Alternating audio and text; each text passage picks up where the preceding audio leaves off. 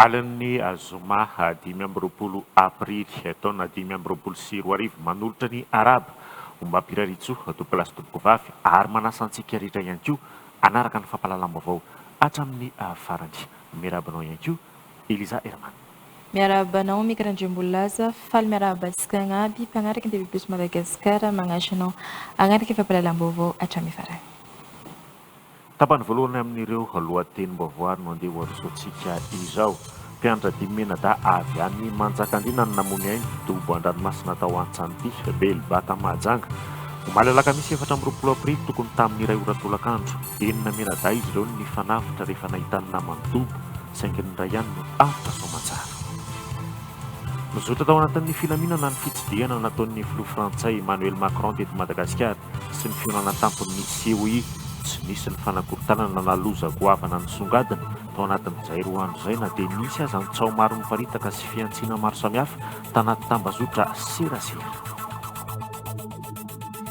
Tapany faharoa anatin'ireo lohatenim-baovao kosa mitohatra ny hazakazaka amin'ny fivoriana maro tanterana anatin'ny spring meeting na fihaonam-be karakarain'ny banky iraisam-pirenena sy ny tahirim-bola iraisam-pirenena ao Washington DC.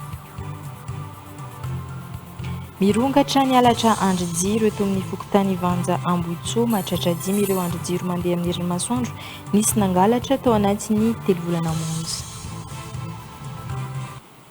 Ny vaovao any Mahajanga avy hatrany no anokavantsika ny fampahalalam-baovao mpianatra Dimianada avy any Manjakandriana no namony ainy dobo an-dranomasina tao Antsanity Belbaka Mahajanga omaly alakamisy 20 aprily tokony tamin'ny iray ora tolakandro.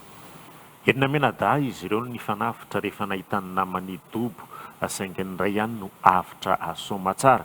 Voalaza ho toa nisy zavatra ansitona ilay tovovavy iray ka lasa tany amin'ny ranolalina. Teo ny nanavitra azy ireo namany saingy niara ny dobo taminy. Mpianatra manantanteraka difibeazana na voyage d'étude ireto tradoza ireto ary ny sabotsy izao vao tokony hiverina ny Manjakandriana araka ny fandaharam-potoana. Nilaza kosa ny ministeran'ny fanabeazam-pirenena fanafian'ny fepetra rehetra ny fivoahana nataon'ireo mpianatra tradoza. Tsy maintsy kosa ny fanonerana noho ny vonana nahazo araka ny rafitra mifehy ny fiantohana an-tsekoly amin'ny alalan'ny Onapascoma raha ny fanazavana. Mamitiny Andrembololona omenkarana efitsana. Mpianatra avy amin'ny lycée Manjakandriana no ireto tonga tany Mahajanga natanteraka difibeazana na voyage d'études ireto. Kilasy faraky 12 sy ao amin'ny kilasy famaranana mandidina ny 4 5 4 taona ny ankamaroany. 900 izy ireo no mandrafitra ny délégation tonga anao difibeazana teto Mahajanga. Tafiditra tanatin'ny fandaharam-potoana izy ireo ny fanaovana fitsidiana ny plage n'Antsanity Belbaka toerana nitrangany ny loza omaly alakamisy 4 aprily. Vao 15 minitra natongavan'izy ireo teny amoron-dranomasina no niseho ny loza.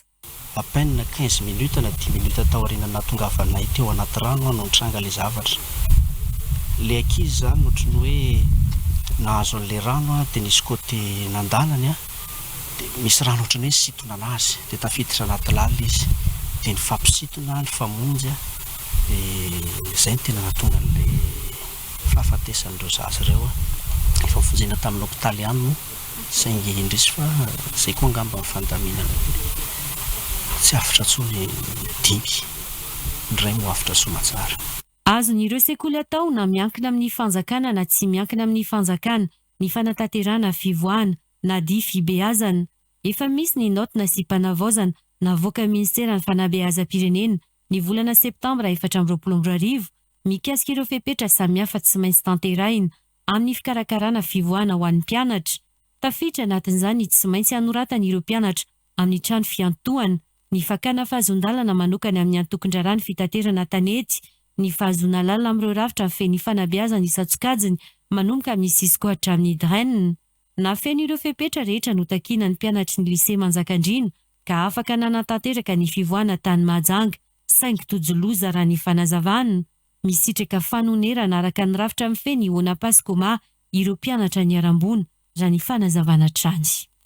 Efa namariny zany le mpianatra reny tena assuré aty amin'ny Ona Paskoma zany le mpianatra tena voantoka aty aminay amin'ny fanjakana zany le mpianatra amin'ny lycée de tsy maintsy manao procédure na fanoneram-bola zany zay ho an'le mpianatra maty de efa misy manao dossier zany ny établissement de mikarakara le fahonan'ivon'ny Cisco Manjakandriana de ny Cisco ana Manjakandriana zany mandefa aty amin'ny ministère foibe amin'ny le dossier ao zay ho karakaraina ahafahanay manao le fanoneram-bola ho an'le mpianatra izay maty. Nanamafy hatrany ny ministera ny fanabeazam-pirenena fa tsy antery ny fandehanan'ireo mpianatra amin'ireo difibeazana. Tsy azo atao kosa ny manasazy na amin'ny endriny ahoana na amin'ny endriny ahoana ireo mpianatra misafidy tsy ny andeha amin'izany araka ny nota navoaka ny ministera trany.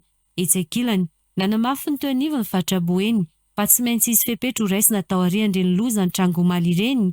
Ametraka fenitra sy toromarika isaky ny toerana ny eo anivon'ny faritra izay ho tapahina miaraka amin'ny OMC ao anatin'ny faritra Boeny. Ny fampiantso maika dia maika izay sy ny préfecture ny Mahajanga omaly tsy maintsy misy fivorina maika ho atao satria reny zavatra reny zany dia mahatsapy hoe manana andraikitra ihany koa izay fanjakana eto toerana zany hoe andraikitra tsika eto toerana ny tokony mampafantatra n'ireo vahiny ireo ny zavatra tokony ho tandremana aty amintsika ary hoe inona no azo atao inona no tsy azo atao mba tsy hiverenana tsony ny fafoizana aina tahaka ireny ka eto zany dia mametoky anareo izahay tsika ponina eto Mahajanga indrindrandrindra ireo namantsika izay mpitsidika izay mahita n'izao ronan-tsara zao hoe misy andraikitra ho raisinay faran'izay aingana ahafahantsika milaza mialohanareo vahiny zany hoe rehefa tonga eto Mahajanga na ny faritra aty Aboeny dia aiza ny tokony inona zavatra tokony tandremina isana ny an-dranomasina io na an-tanety io na eto an-tampon-tanàna laza hoe Majunga dia Majunga azo atao hoe fitanàna isan'ny tanàna mety azahoana filaminana afaka mitsangatsangana eny Boritsika mandraparany andro fa azo atao koa no milaza amin'ireo vahiny sanatria ohatra aza mandeha ny amin'ireny toerana fokotany izay mangingina maizimaizina tsy tokony hidirana mihitsy rehefa manomboka maizina ny andro satria betsaka ny mety alaim-panahy anao ny asa ratsiny izy ireo. Tokony ho tamin'ny 3 maraina teo no niainga tao Mahajanga ny azo any Manjakandriana ireo mpianatra avy amin'ny lycée Manjakandriana miaraka amin'ny vata misy nofo mangatsiaka n'izy Dimy Mianadahy izay dobo an-dranomasina omaly tao Antsanity niezaka tamin'ny fanamorana ny antota taratasy rehetra ny tompon'andraikitra tamin'ny famoahana ny razana nanomboka tao amin'ny hopitaly ny commune ny BMH hatramin'ny vata nasiany ireo razana ireo raha ny fanazavana trany. Eo amin'ny pejy politika kosa indray nizotra tao anatin'ny filaminana ny fidizinana ataon'ny filoha frantsay Emmanuel Macron teto Madagasikara sy ny fionanany tampony CEI tsy nisy ny fanakorontanana na loza goavana nisongadina tao anatin'izay roa andro izay na dia nisy aza ny tsao maro ny paritaka sy fiantsiana maro samihafa tao anaty tambazotra serasera raha ny faneho-kevitra nataon'ireo vahiny nanatrika ny fionanany tampony CEI dia tafita ny tanjona napetraky ny fanjakana malagasy dia ny fahaizana mandray vahiny izany. Gracia Andrity toerana. Lanonana roa goavana no niraisiny Madagasikara tao anatin'ny roa andro ny sesy izay roa volana no nanomanana azy dia ny fididiana ny filoha frantsay Emmanuel Macron any Madagasikara ny 13 aprily teo sy ny fionana tampony CEI andiany vadimy. Raha tsy ahivina dia niteraka dihevitra be tanaty tambazotra serasera fahatongavan'ny filoha frantsay na tsy eto Madagasikara. Nisy ihany koa ny feo avy amin'ireo mpanohitra sasany izay niantso fanakorontanana na fanafoanana mihitsy ny fididiana. Na dia nisy izay antso hanao fihetsiketsehana izay dia nizotra mpilaminana ny fididiana nataon'ny filoha frantsay eto Madagasikara sy ny fionana atampony CEI. Na ny fanambarana navoaka ny mpanohitra ny aliny 12 aprily aza izay nanamafy ny fanoherana ny fahatongavan'ny filoha frantsay dia tsy niteraka fihetsiketsehana teny an-dalambe izany. Nandritra izay roa andro izay dia nandeha toy ny mahazatra ny fiainan'ny olona teto Antananarivo. Nisokatra ny fivarotana sy ny tsena, nanao ny asa ny taxi be, na dia nisy aza ny tsao fa tsy miasa izy ireo ny alarobia teo, ary ny mponina teto Andrenivohitra dia nitohy tamin'ny asa sy fiainana andavanandro. Anisany ambeten ny fanjakana nandritra ny fanomanana ny fandraisana ireo lanonana goavana ireo moa ny fanehoana fa mahay mandray vahiny Madagasikara. Azo lazaina ho tafita ny tanjona ary tsy mitsanga menatra i Madagasikara nandritra ireo lanonana goavana izay nomanina tao anatin'ny fotoana fohy ireo. afa mitoeatrany ny azakazaka amin'ny fivoriana maro izay tanterahana anaty spring meeting na ny fionambe karakarain'ny banky iraisam-pirenena sy ny tahirim-bolona iraisam-pirenena a Washington DC ho an'ny andro faefatra dia haneona tamin'ny talemisahana ny Afrika eo amin'ny tahirim-bolona iraisam-pirenena abe Selassie ny fivirimbe ny rana tamin'ny banky afrikana ho an'ny fampandrosoana ary ny fivorian'ny V20 na ireo firenena marefo amin'ny fiovan'ny tontolo iainana. Abraham Razafy. Ny ao anaty amin'Andriamatoa abe Selassie talemisahana ny Afrika ao amin'ny tahirim-bola iraisam-pirenena ny délégation malagasy nitarehin'ny ministra Rinda Asimbelo Rabarnerina Arson ny alakamisy 20 aprily. Mifantoka tamin'ny vinavina sy ny tetikasa iombonana entina mampandroso ny Madagasikara ity fihaonana ity.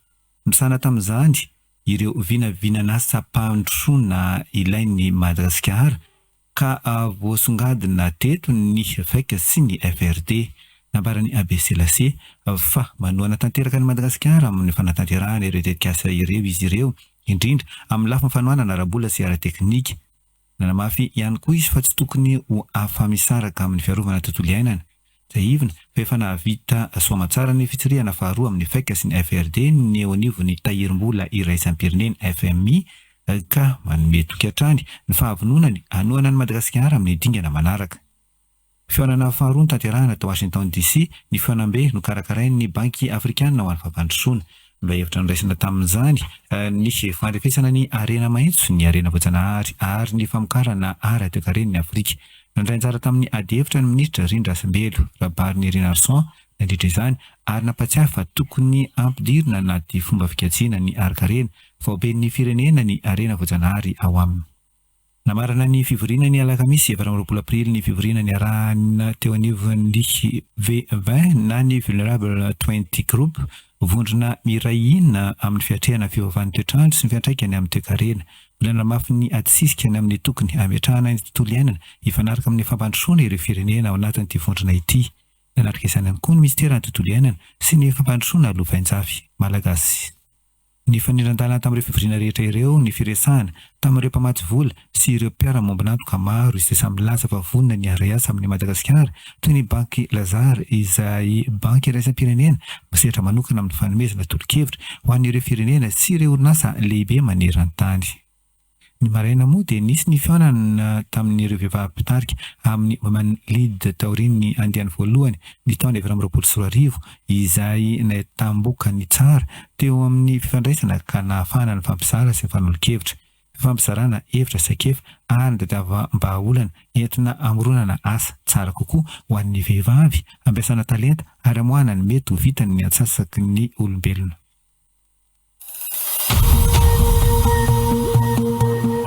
Fandarana Zakary Karo miainga avy aty Washington DC aty États-Unis.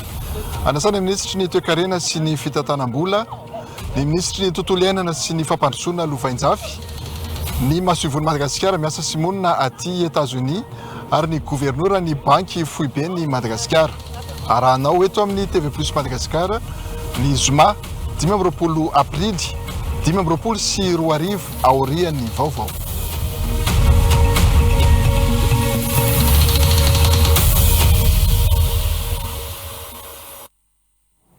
Fandarana Zakary Karo miainga mivantana avy any États-Unis izay anasany Abraham Razafy ny ministry ny toekarena sy ny fitantanam-bola, ny ministry ny tontolo iainana sy ny fandrosoana lovainjafy ny masovon'ny Madagasikara any États-Unis ary ny gouvernoran'ny banky foibe ny Madagasikara.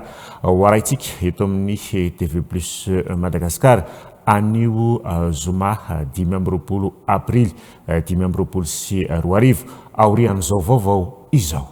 Famitoetra ny isika tao anatin'ny fampahalalam-baovao no tanteraina tao amin'ny lapan'ny faritra Tsimondrefana ny marana teo ny atrikasa manokana nanamafisana ny fampafantarana sy fanakalozana vaovao mahakasika ny tetikasa Basoliara tamin'ireo solitena mpanjakana ifotony eny anivon'ny commune voakasika mivantana amin'ny tetikasa amin'ny distrikty Toliara faharoa commune maromaro moa no voakasika ao anatin'izay nandranjara tamin'ity atrikasa ity ireo bentanàna sy lehibe ny boriboritany ary ireo sefokotany izay notarin'ny governoran'ny faritra Atsimo Andrefana sy ny lehibe ny distrikty ny Toliara faharoa. Fanampanazavana. Ny ombokevitra ireto solitena mpanjakana eny anivon'ny commune efatra voakasika mivantana amin'ny tetikasa Basoliara ireto fa hiara-entana amin'ny fampandehanana ny asa hataon'ity kompania lehibe ity taorian'ny fanampanazavana no entin'ireo tompon'andraikitra avy ao amin'ny orinasa Basoliara. Nampahafantarana teto ihany koa ireo toerana hametrahana ireo fotodrafitrasa hiasan'ny tetikasa sy ireo tombotsoa goavana hateraky ny asa fitrandrahana eo amin'ny lafiny ara-toekarena sy sosialy sy ireo vola be hitobaka rehefa mandeha ny asa fitrandrahana. Maro ihany koa ny manelitsao mahakasika an'izao tetikasa Basoliara zao ka anisan'ny nampahafantarana manokana tamin'ity androandroany ity niaraka amin'ireo solitena Basoliara ny lehiben'ny fokotany zay anisan'ny eny fotony afaka manazava amin'ny vahoaka ary tsapa tamin'ny fiaonana androany fa nazava tamin'ireo lehiben'ny fokotany ny ben'ny tanàna ary lehiben'ny boriboritany ny tena votoatany sy ny andraikitra ho raisin'izany Basoliara zany amin'ny fampandehanana le tetikasa zay nazavana amin'ny antsipriany ary nisy ihany koa ny fampandehanana ny oronan-tsary zay manazava ny pitsipitsiny mahakasika an'izay tokony hatao amin'ity tetikasa Basoliara ty. Rehefa nanontaniana moa ireo président fokotany dia andray andraikitra amin'izay fanazavana zay tokoa satria fantatratsika amin'ny alalan'ireo réseaux sociaux sy hainao manjery ihany koa dia misy tena miteny zavatra tsy mety satria raha ny fanazavana nataon'ireo tompony andraikitra ny Basoliara dia mazava tokoa ny na ny eo amin'ny famindrana n'ireo lolona fasana na ny fanamboarana andalana na ny toerana asiana an'izany tetikasa zany dia nazava amin'ny antsipiriany ary zay indrindra no tanjona tamin'ity fotoana androany ity ny ahafahan'ny tompony andraikitra mpanjakana aloha voalohany indrindra sy ireo président fokotany mahafantatra amin'ny akapobeany na amin'ny antsipiriany mihitsy zany le tetikasa Basoliara ahafahany ihany koa rehefa avy eo mampita amin'ny vahoaka mba tsy isiny onontsony amin'izany tetikasa Basoliara izany. Manana andraikitra ihany koa ireto tompony andraikitra sy sefokotany ireto hampahafantatra ireo vahoaka iadidiany mahakasika zava-misy marina amin'ity tetikasa Basoliara ity mba hanala ny ahiahin'ireo vahoaka ka tsy handairan'ny tsaho intsony. Tsy resaka mbava fotsiny no heninay ombenombeny na tsaho fandratiana any Basoliara fa nandroany zany nahita fanazavana zahay velo fanazavana mahomby ary fanazavana hita maso satria nijerena tanatin'ny horonan-tsary le fanazavana ny Basoliara dia amin'izao zahay dia velom-bo satria amin'izao zahay mahita koa ny vokatsoa ary tsy misy mihitsy zavatra resahana etseroa miely reny. Manaraka an'izay hisy ny fanentanana ataonay ampiarabelona tsirairay avy indrindra eny anivon'ny fokotany satria any no misy an'le fiaraha-miasa fotony tsy maintsy andraindraiky zany zay se fokotany hanatanteraka an'izany fanentanana izany. No mafisina teto fa tsy vahaolana ny fisakanana ity tetikasa Basoliara ity fa ny fisitrahana ireo tombotsoa maro ao aminy no tokony ho atao amin'izao fotoana izao ho tombotsoa ny maro anisa. Ho fampitambarana ireo ankolafikiry sy fikambanana manohitra sy mpanohana ny tetikasa Basoliara dia napetraka ao amin'ny commune Ankilymalinika sy Tsiansy ny vovonana faharoa sehatra iray izay atao fampifondronana fampiresahana sy fifampianona ho an'ireo vahoaka eny fotsiny mba hamolavolana ny fitakiana ireo tombotsoa iombonana avy amin'ny orinasa Basoliara tonga tao amin'ny commune Ankilymalinika ny governoran'ny faritra Atsimo Andrefana sy ny lehiben'ny distrikty Toliara faharoa nitarika ity fiaonana ity. Tsy ekena intsony ny famitana vahoaka amin'ny alalan'ny fanaparitana vaovao tsy marina sy tsaho ely etseroa ataon'ireo olombetsy mpisakana famparisoana ho mafisina ny firaisan-kinany vahoaka ato amin'ny komina Tsiansia sy Ankily Malinika amin'ny alalan'ny fametrahana ny vovonana fiharoa ivondrona ireo mpanohana ny tetikasa sy mpanohitra ao amin'ny fikambanana mazoto mba hanamatra ny hery amin'ny fampandehanana tetikasa bazy tuliara hahafahana misitraka ilay tombotsoa araka ny tokony ho izy. Anisan'ny songadina ireo tao anatin'ity fihaonany vahoaka ny Tsiansia sy Ankily Malinika ity fotoana izay nanamafisana ihany koa ny fanentanana sy fampahafantarana ny tetikasa bazy tuliara sy ireo fampanosoana hoentiny. Matoa fanjakana nilitsy amizao fampandehanana azy zao dia hainy loatsy. Hainy fanjakana hoe intoy ny lala tokana afahatsika mampandroso ka la ilany mamerivery antsika regny ro hilagny mamy ny lava bakeo. Misy mivola hoe hakopaky tanàna Ankily Malinika tsy hisy, hakopaky Benet tsy hisy. Hoy ilany hurava aleng yabiabi. Oh, fanjakana ni milala na nikisema bevinura kala iya huravao. Marumuat runai ni vandi. Mirata utika banumkwenwani sawe. Sarai tika rulahe. La misgrata kinareo. Haswata na tika tui. Raitaufa. Suratu na rawantaratase. Alefa soro mera. Amena raukwani zehitar fiharua jadi atanga tika fiharua. De zaunda amena raukwa hitake aja mbajang. La zaina zani. Fa amitanga na manumkwenwani. Natahuwe fitaufa tika. Den fiharua tika zai. Atanu tika zisikia waliali zau. Atanu tika zisikia problem zau. Zera meti aswan tika rusurati antaratas. I antaratasin andesya uka tumbukinai visevadai ajele tampo. Detsimain staterai basai. Ewa ngatian zai. Engati chesia tika alikuwa. Kasema tika lalanga. Oh, mutwaer fanjakana kwa zai. Tsy mihemitra intsony ireo mpitargety fotony amin'ny fampandehanana ny tetikasa bazy tuliara ho tombotsoa iombonana. Resy lahatra ihany koa ireo vahoaka maro anisa fa tsy ilaina intsony ny fanoherana ny tetikasa lehibe hampivoatra ny fiainan'izy ireo ity. Ny raha tokony fandrosoa hetaheta ny raha malatsatsika agny ro azotsika angatahy fa tsy fanohera. Zay ny teny gouvernoura teto nandroany. Ary zay hetaheta zay aminareo vahoaky ampandalo amin'ny sivokotany bentanana mandeha azy amin'ny gouvernoura agny. Nahataky lapitaly zay, nahataky jiro zay, nahataky rano fisotro madio zay, na iny kanaly iny zay utovogna forage hatao agnatiny ao hamaro azy hamboly ambary. Zay ny raha niten'ny gouvernoura teo satria hataky fandrosoa atao eto fa tsy fanohera sasy. Misy otrany filopirenena ray mamoany io asa eo fa iasa gn'anakay iaby eo. Gn'aminay io zany sisy atahora. Raha henany zao koa fa magnampy namanay misy olan'ireo koa mandreny androzy hoe raha ty koe mahasoa fa tsy mandraty zao. Magnampy koa raha henany zao raha bakao gny fokon'olo baka amiko ao agnatin'ny fokon'olo mpagnampy amin'ny olo mpanohitsy ireo. Sotrany bazy tuliara navototsao ka hiasa raha volana hiara asa aminy. Taoreny ity hetsika ity dia nisy ny fihaonana manokana tamin'ireo mpomba sy mpanohitra ny tetikasa hatram'izay. Fantatra tamin'izany fa hisy ny fomba hatao hanalana ilay titika efa natao teo aloha. Eo ihany koa ireo asa sosialy maro nangatan'izy ireo tamin'ny orinasa bazy tuliara toy ny fanamboarana sy fanitarana ny lakan-drano mamovoky avy amin'ny fokotany Antapoky ka hatraty amin'ny komina Ankily Malinika, famatsin-drano fisotro madio eny anivon'ny fokotany, fanorenana sekoly sy hopitaly sy ny sisa izay efa tafiditra anatin'ny programa anasan'ny bazy tuliara avokoa. Fotoana kosa izao anarahantsika ny resabe.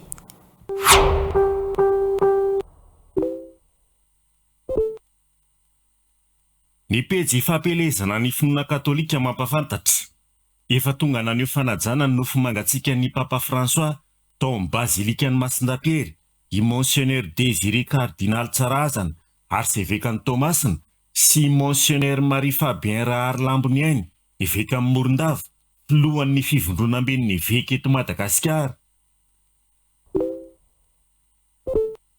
Ny pejy vaovao malaza eto an-toerana sy any velany androany mampafantatra tsara ho fantatra. Rehefa miakatra ny setroka fotsy, voafidy ny Papa ny dikan'izay. Samy mitaintena miandry daholo sika rehetra amin'iny fotoan'iny hoe iza no voafidin'ireo kardinaly mpifidy tao.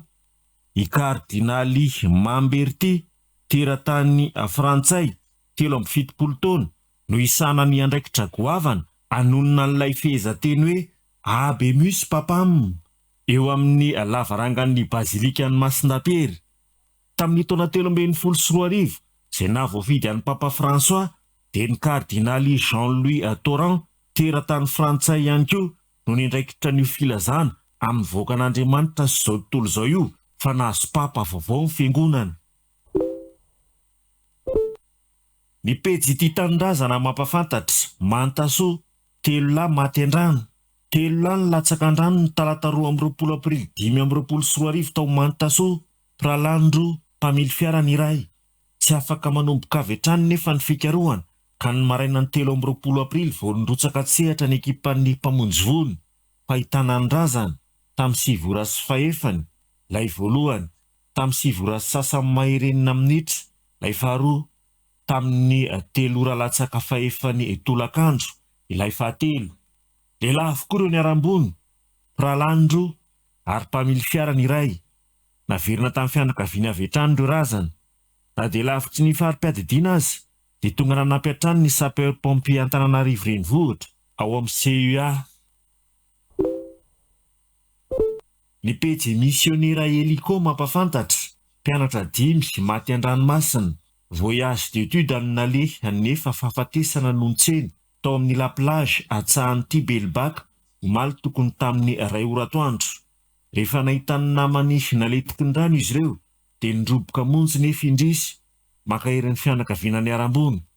Mpianatra avy amin'ny lycée Manjakandriana izy ireo, classe de première sy terminale, manodidina ny 4:40, 5:40, 4:40 taona eo ny akamaroany. 900 izy ireo ny délégation tonga anao voyage d'étude eto Mahajanga ary anisan'ny tafiditra anatin'ny fandaharam-potoana anaovana fitsidihana ny plage atsahan'ity Belbaka.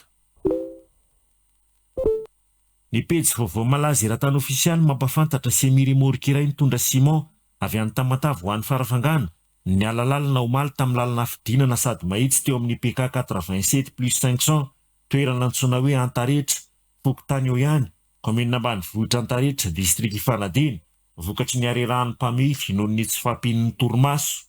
Naratra amin'ny mpamily sy ny mpanampy azy. Ny pejy Dinoskipasy mampafantatra tovovavy iray mpiasa trano nanindro nantsy ka nafatin'ny mpampiasa azy tao Sengaloka Ambelibe ny harivan'ny 14 aprily. Nahiditra ponjavonja maika androany eo Ambalatavoangy Digo. Vehivavy 15 taona ilay mpampiasa azy novonony noho ny olana teo amin'ny resaka rano. Nekineloka vitana izy nandritra ireo famitorana maro natao. Nenga tao amin'ny Zandary Ambelibe hatrany amin'ny Zandary Atsiranana.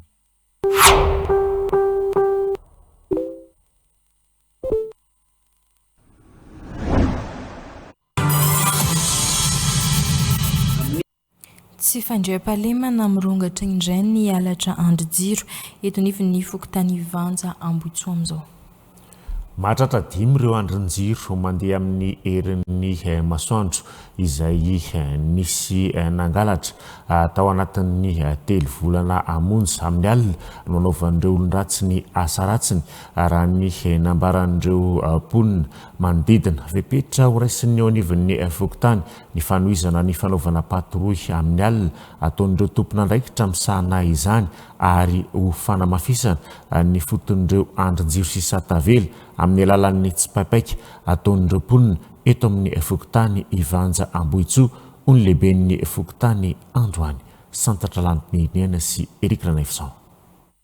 Miantoka ny fandriam-pahalemana ny fisian'ny fahazavana azo avy amin'ireo andron-jiro mandeha amin'ny herin'ny masoandro eto anivon'ny Fokotany Ivanja Ambohitsoa. Angalan'ireo olon-dratsy anefa izany ka tao anatin'ny 3 volana monja dia andron-jiro 5 izao no nisy nangalatra. Raha tsy ahivina dia ny volana febroary no nanomboka nisy nangalatra ny 3 tamin'ireo andron-jiro ireo. Omaly maraina tokony tamin'iray ora sasany kosa ny iray. Ny fanenjahan'ireo mponina moa ireo mpangalatra saingy tsy tratra. Fepetra ho raisin'ny Fokotany malona izany ny fanamafisana ny fanaovana patrouille amin'ny alina ary ny fanamafisana ny fototr'ireo andron-jiro sy satavela amin'ny alalan'ny tsy paipaika ataon'ireo mponina eto anivon'ny Fokotany Ivanja Ambohitsoa ho lehiben'ny Fokotany androany. Ny fepetra ho raisina eto amin'ny Fokotany zany dia anentina an'ireo mponina aloha izahay anaovana tsy paipaika satria tsy maintsy ho pointena angamba dia pointena le jiro satria le vy io zany rallonge dia mahetsiketsika fotsiny le izy dia milatsaka dia izay ny fomba système fangalarany zalo hoan'ilay jiro. Io manodidina ny amin'ny 2 ora maraina amin'ny 3 ora maraina ny farany teo moa zany a ny omaly dia tamin'ny 2 ora sasany maraina fa nisy na eno fa nataony fanenjehana moa fa tsy tratrika ny commissariat moa ny misy foana ny patrouille zay atao fa amafisina foana trano satria rehefa misy zavatra mitranga eto amin'ny fokotany dia tsy premier responsable ny commissariat tsy maintsy miara-miasa amin'ny fokotany dia efa nanao tatitra zahay a na tamin'ny tsy nisy an'io tranga io ary dia efa nanao tatitra zay manao patrouille zareo avao amin'ny commissariat mandalo miselana isaky ny elakelan-trano. Olona ivelan'ny fokotany no mangalatra ireo andrin-jiro mandeha amin'ny herin'ny masoandro ireo raha nambaran'ny lehibe ny fokotany. Raha ny hevitra ireo mponina manodidina kosa nefa dia olona avy eto anivon'ny fokotany ihany no mangalatra. Le olona mpahitana anazy zany a dia olona vety ihany fa raha olona ny avelany zany tsy mahafantatra an'io hoe ohatry zao momba ny jiro io fa olona mahafantatra an'io ihany no maka an'io eto. Tsy haiko hoe inona zany ny antony angalany zalan'le izy a mety tsisy anaovany amin'ny asa ratsiny angamany a dia izay no angalany an'le jiro satria tsy tiany zareo le mazava satria manjary hoayaka be izy raha ohatrany amin'ny andro mazava izy ohatrany hoe anendaka na ohatry zany a satria mantsy teto taloha tamin'ny mbola tsisy jiro dia be mpanendaka be mihitsy amin'ny 5 ariva amin'ny 5 maraina dia efa misy olona miantso vonjeo foana ao ambadika ao vao endaka foana dia no mipetaka amin'izay le jiro dia tsy tiany zareo le izy dia alany dia tapotra alainy daholo le jiro rehetrarehetra. Tena tsy mety mihitsy satria io zany mba manazava ny tanàna mba misy andanana amin'ny alina amin'ny rivariva ny fatsakana satria le pompe tsy mandeha ratsy amin'ny alina dia tsy maintsy hoe matsaka amin'ny alina. Ireto andrin-jiro ireto moa dia fanomezana vokatry ny fiara-miasa eo amin'ny TV Plus Madagascar sy ny Masio Vosino ho an'ny fokotany Ambohitsoa hoentina hanazavana ny tanàna sy soroana ny tsy fandriam-pahalemana. Fa anisan'ireo commune tsy mbola nanana police communale ny commune Anosizato andrefana hatramin'izay. Ahitan'ireo karazana latra madinika sy fitohanan'ny fiara lavareny azo vahany amin'ny alalan'ny fandraisana andraikitra.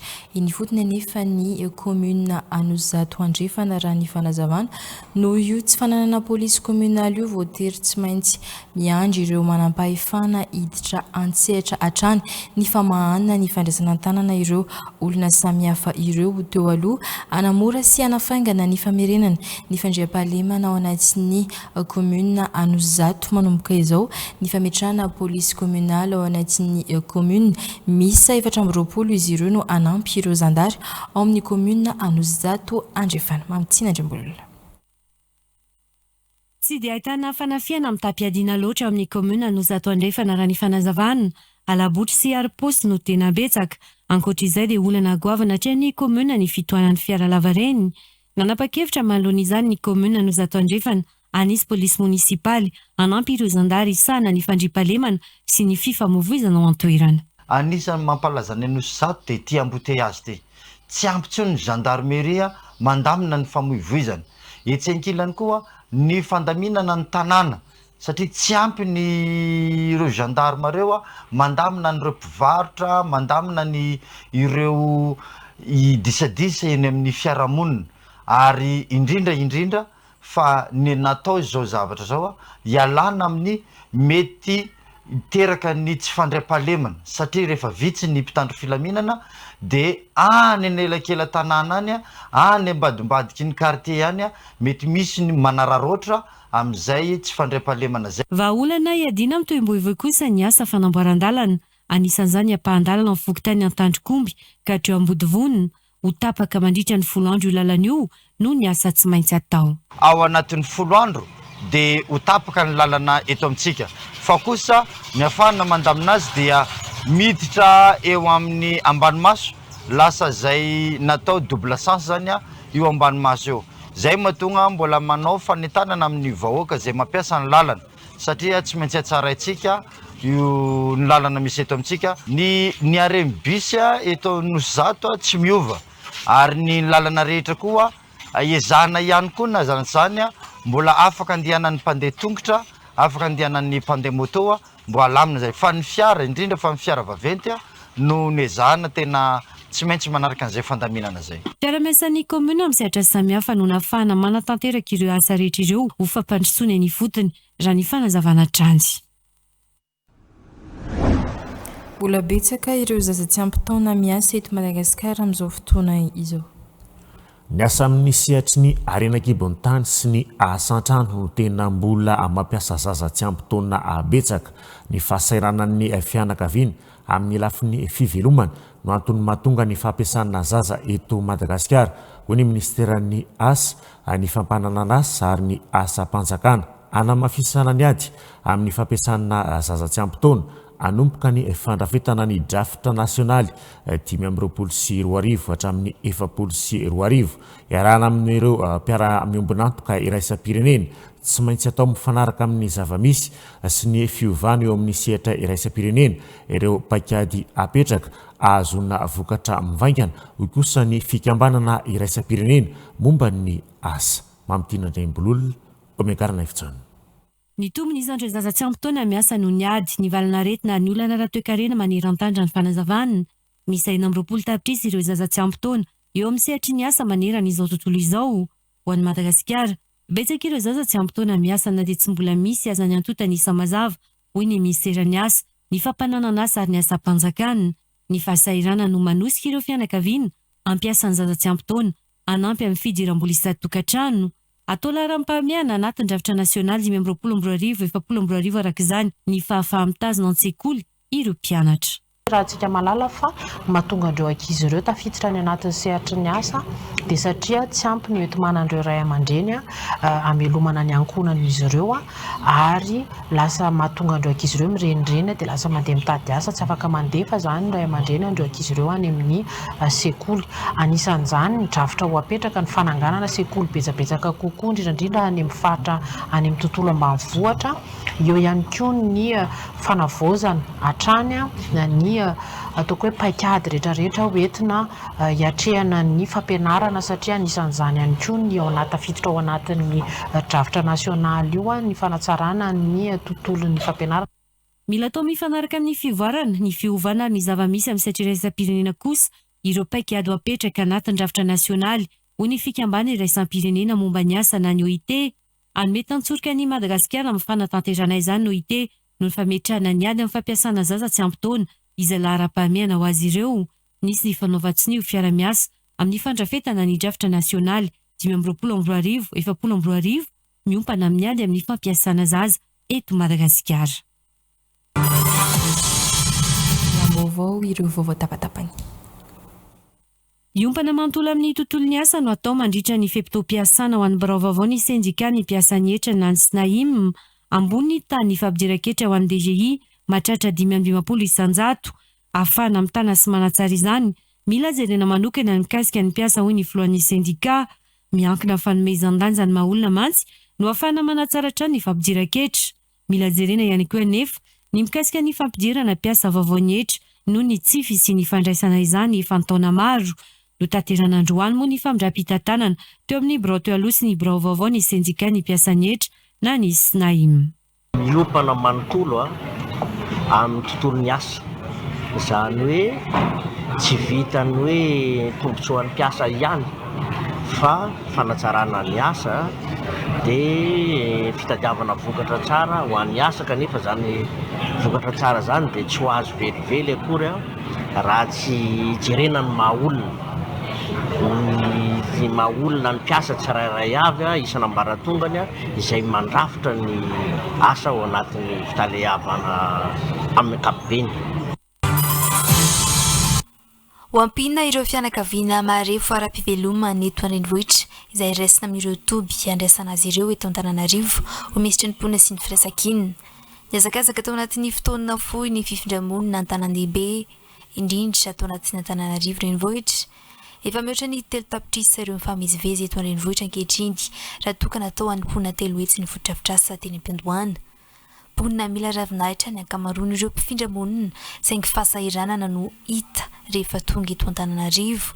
Raisiny amin'ny seba moa ireo tsy manan-kialofa ny eto an-drenivohitra izay ao ambany fehin'ny ministeran'ny mponina sy ny firaisan-kina. toerana fandalovana fotsiny anany fantoerana tahaka itony raha sy ny ministera-pianiponina tanana amin'ny alalany tetika asa maro ny fanampiana ireo olona marefy ireo mba hialana amin'ny fantranana. Fa mesika zaho lasa tafakenika eto Antananarivo ary zay no mampitombo isan'ireny olona hoe amin'ny alina tsy voatery mety tsy lasa mikarokaroka manadokera manao satsetsika sasadarapo lasa mangataka miasa ministera mitandrina miaraka amin'ny tale-paritsy analamanga dia nampelirilareo maivivilany amin'ny fiainana normaly ary zay miko zany tafiditra amin'ny ampita izy ireo ho atsiaro saina mba hametraka vonana izay hoe mahahasina mahono ka misy amin'ireo le figanona ny fifiaramana dia izy efa naterina nody satria nisafidy hoe mbola malalaka ny tany zaza ny afaka mividianana. Fianakaviana miisa efajato ny sitraka fanampiana avy amin'ny ministera-mponina sy ny firaisan-kinina tao amin'ny toby seba sy matkapa izay toerana fandraisana ireo tsy manan-kialofana nandritra ny fetin'ny pasika mba ahafahana izy ireo miatrika sy mankalaza izany.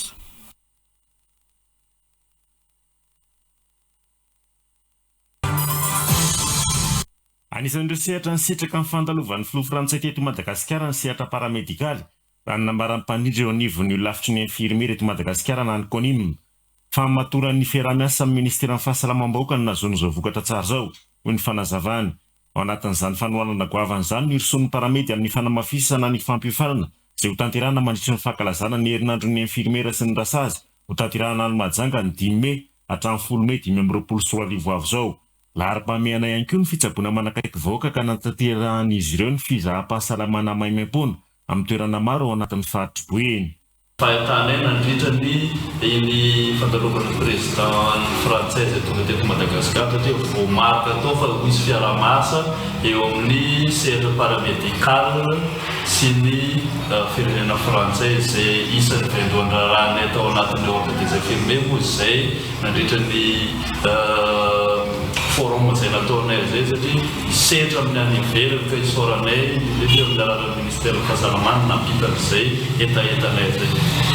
Dia ao Mazangatsika manomboka le 8 dia misy ny formation izay ho ataonay membre de bureau ny ordre des infirmiers sy ny équipe zay tsongana manokana anao an'izay manana talenta amin'izay ary havanana amin'izay dia toy ny fampizaha momba ny démarche des soins sy ny déontologie fampizaha ny déontologie satria mba hampiakarina avoretany sehatra fahasalamana zay zavatra zay.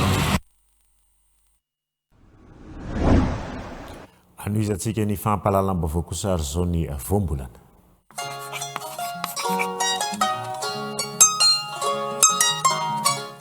Toy izao indray ny voambolana ianarantsika amin'ny zatra no mampiasa azy.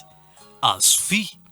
Ny hevitry ny hoe azo fi dia azo tsiro, izany hoe matsiro na koa hoe mankafy tsiro. Madika ny heviny koa ny hoe mahazo fahafinaretana. Amin'ny teny frantsay ny andikana azy dia hoe délicieux na koa hoe avec plaisir.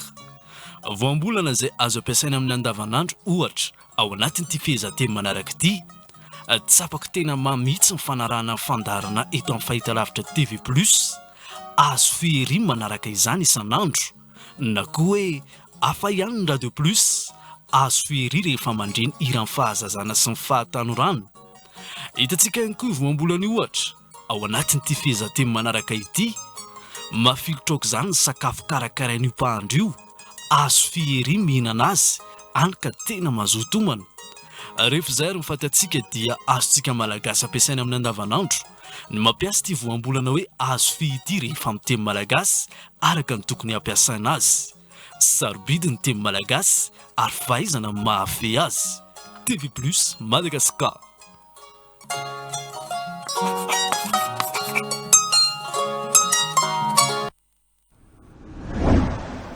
Hoarahantsika kosa ary zao ny eo ara hoe Triravaka mividy volamena, manao ny asa rehetra momba ny volamena sy volafotsy.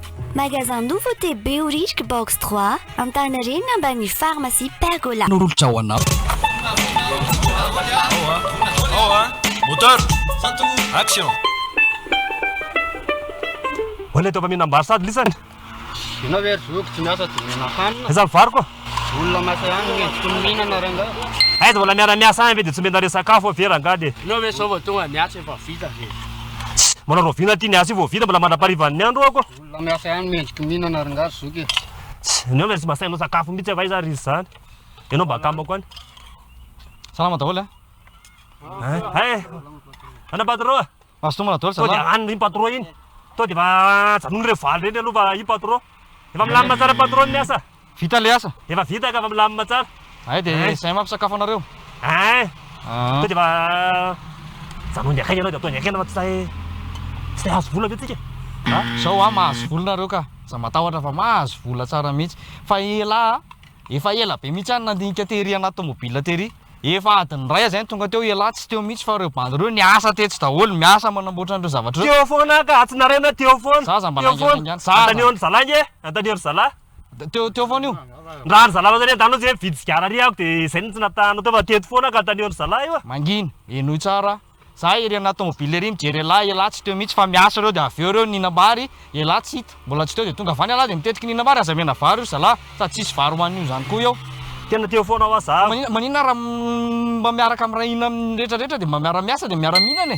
dia miara mahazo vola dia miara faly fa tsy manao toetraotra zany hoe ala mandehandeha dia aveo tonga vany ala dia hoe aiza ny variko dia fa mihinambary zala to dia ataona aingy akaingy an'io vitany vetivety reo zany tsony tsisy tonga dia vitany vetivety reo ela raha mbola te hiasa ato eto amiko dia raha pitso ela veriny eo dia manao asa fotsiny manao asa gratuit raha afaka pitso ela zay vao mandray vola raha misy vola hoan'lahy eo raha mbola te hiasa fa raha koatr'izay tsy mahazo vola ela andao zala misy anankiray miaraka amiko ary anaty mobile aloha to dia zany andefa to dia hoaniny vary ianao mijanona tsy mahazo vola ianao tsisy volan'io zany eo hoan'izy ray roa telo efatra dimy enina mijanona ianao tsy mahazo vola dao zay mihitsy boka fa zany andeha hoano a janona ho ianao mangina aza fetsifetsy aza tikely aza kamila coupé dans la boîte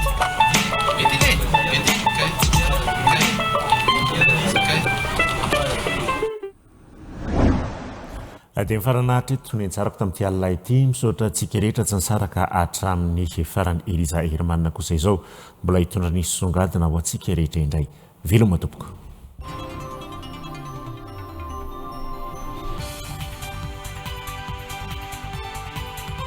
vaovaon'ny fanabeazana tanodidina mety hanahirana eo amin'ny setriny famakiana boky ny fampiasana boky arakajy mirindra nitarika ireo tanora tsy hamaky boky intsony noho izy afaka isintomana ireo santionany fotsiny na fintina ovakiana hoy ny sojaben'ny faculté EGS maro ireo tombotsoa very amin'ny famakiana ny boky arakajy mirindra raha oharina amin'ny boky tena boky raha ny fanazavana hatrany ilaina ny famerenany indrindra ireo tanora ao anatin'ny famakiana boky voalohany ka hatramin'ny farany mifandraika amin'izany indrindra ny fanamarina ny andro iraisam-pirenena ho an'ny boky izay nomarina androany tao ankatso nitondra ny lohateny hoe boky sy ny mpanoratra andriny fampandrosoana Gracia Andritsitoeriny amin'ny sariny Marcelin Randrimavonjy. Manomboka mironany amin'ny famakiana boky arakajy mirindra ny tanora ankehitriny ka toa lasa dino ny famakiana ireo boky vita amin'ny taratasy. Maro nefa ireo ambana teraka izay ka tafiditra anatin'izany tsy fahavitana intsony mamaky boky hatramin'ny farany fa izay ilaina sisa na ireo fintiny. Tsy tokony onona fotsiny amin'ny fitina sy santionany fotsiny nefa fa ilaina ny mamaky izany voalohany ka hatramin'ny farany ahafahana misintona lesona sy ny zava-tsoa voaraina nandritra ny famakiana. Tsy mahavita mamaky boky hatramin'ny voalohany ka hatramin'ny farany intsony ny tanora amin'ny resaka numérique io fa rehefa hoe misy ilaina zany dia mampiditra mot-clé fotsiny dia iny jena dia définition dia vita dia ohatrany hoe namaky boky ny consulter an'ilay izy fa tsy izay mantsy la teo mamaky boky la teo mamaky boky dia tena hoe inona ilay foto-kevitra tian'ny mpanoratra ho valiana dia noho izany tsy mionona fotsiny amin'ilay hoe fijerevana fitina résumé fa tena hoe manomboka mamaky hatrany amin'ny voalohany ka hatrany amin'ny farany dia inona zava-tsoa nentinao ho azy dia izay ilay kolotsaina sy fahazahoana tombontsoa bebe kokoa zay zany no tady very eo amin'ilay fanaovana famakiana boky numérika mihoatra amin'ilay famakiana boky fizika izay tena hoe mifatoka ianao dia tena misy fifatohan-tsaina koa manampy anao amin'ny fitadidiana ary rehefa vovakinao izy dia manampy anao amin'ny fahalalana teraka fahaizana vaovao izay zany nataontsika hoe loza teraky ny famakiana boky numérika. Miankina amin'ny tsirairay koa nefa izay ambana izay misy an'ireo mahatsapa ny fiantraikany ny fampiasaina ny boky arakajy mirindra ka miverina amin'ny famakiana boky tena boky. dia ny amin'ny ankapobeny fotsiny dia hoe misy ataontsika hoe ambana foana ao anatin'io atao hoe riska zany ao anatin'izay a fa anjarany fotsiny zany hoe rehefa mahatsapa an'ilay ambana ao anatin'ilay izy ny rehetra dia tokony amin'ny teny vahiny hoe conscient zany amin'izay hoe inona ny zavatra mety fiatraikany izy ary le teneko teo mety ohatra hoe adinina rehefa tsy mamaky boky ianao zany a dia mety ohatra hoe zatra amin'ilay numerika fotsiny dia mety ho lasa aty amin'ilay hoe mety tsy hamaky tsony na fintina fotsiny sisany fanjery na mety ho zavatra samihafa. Androany no nanamaria ny faculté EGS teto Akatso ny andro iraisam-pirenena momba ny boky. Mararaka izany ny hetsika nanamariana izany ary nisy ihany koa ny ady-hevitra mahakasika izay famakiana boky sy ny araka mirindra izay. Tanjona ao anatin'ny fankalazana ny fanamafisana, ny fankafizana ireo tia boky sy ny fambolena fitiavana mamaky boky ho an'ny daholobe.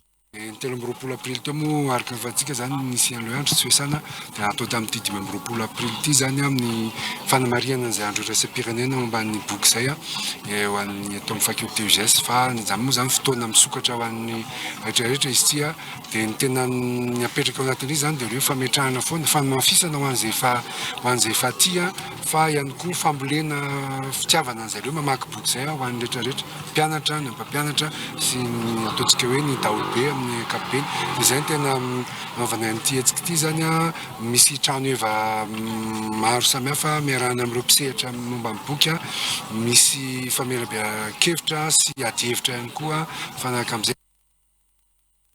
Izay mamarina fampalalam-baovao tamin'ity androany ity ankasitrana anareo tandrangotany sy ny saraka taminay hatramin'ny farany. Veloma tompoko.